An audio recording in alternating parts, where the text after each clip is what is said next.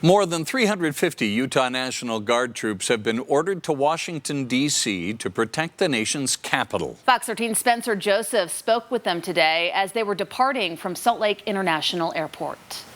Behind me is a Utah Air National Guard KC-135, and on board are dozens of troops, all headed to Washington, D.C. Their mission, protecting our nation's capital for the inauguration of President-elect Joe Biden. As the engines fire,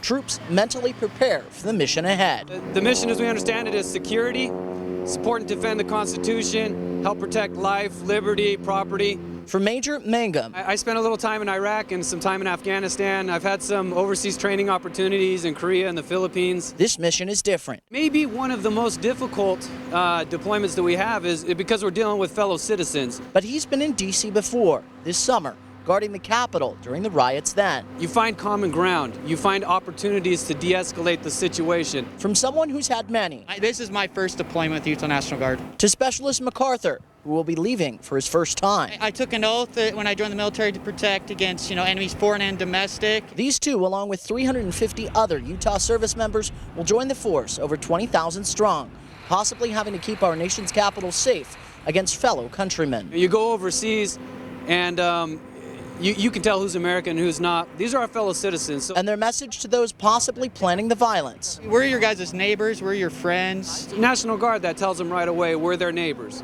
We're the citizen soldiers. And no matter how many deployments. I think everyone's mother worries about everything. I've been in this for about 18 years. I'd say my mother is probably more worried than my wife. So as the planes take to the sky, Flight 229, you're cleared for departure.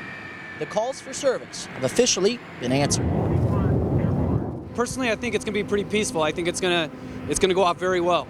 You can see they're taxiing onto the runway headed to Washington. Their mission duration unknown, but one thing's for certain, they will be defending the Constitution and helping our nation's capital through this time.